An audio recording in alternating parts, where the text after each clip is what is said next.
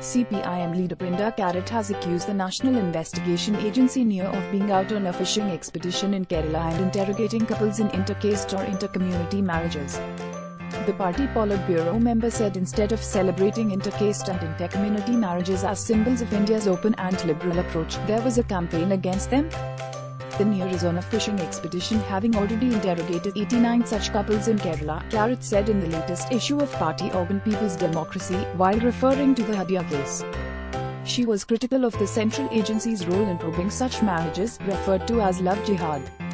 An agency whose proclaimed mandate is to investigate offences related to terrorism has now expanded its mandate by order of the Supreme Court to unearth so-called conspiracies of Muslim men luring Hindu women into marriage and forcibly converting them with the aim of joining the Islamic State, she said in the article. The underlying assumption, she said, was that Hindu women who married Muslims had no minds of their own. Her Hadiya's case reveals how deeply the current climate created by sectarian ideologies based on a narrow reading of religious identity has pushed back women's rights to autonomy as equal citizens. From the government to the courts, to the strengthening of conservative and regressive thinking and practice, it's all out there in Hadiya's case, Karat wrote. She also hailed Hadiya's unequivocal stand in court.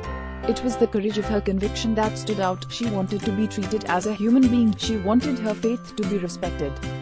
She wanted to study, she wanted to be with her husband, and most importantly, she wanted her freedom, the former member of parliament said.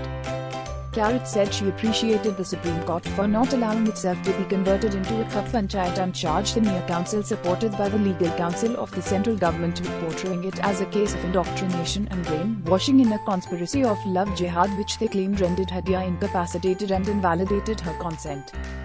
The NIA wanted the court to study the documents it claimed it had as evidence before they heard Hadiya. For 1.5 hours, this young woman stood in open court hearing arguments about herself, against herself and her chosen partner. It was shameful, humiliating and set an unfortunate precedent, she said. The left leader emphasized that Hadiya's case brought into focus the right to practice and propagate the religion of one's choice under the constitution. Karat expressed the hope that the apex court would act in a way which strengthens women's rights unencumbered by subjective interpretations of tradition and communal readings of what constitutes a national interest.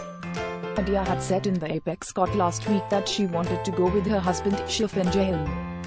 The 24-year-old Kerala woman had converted to Islam, changing her name from Akhila to Hadiya, and married Jahan.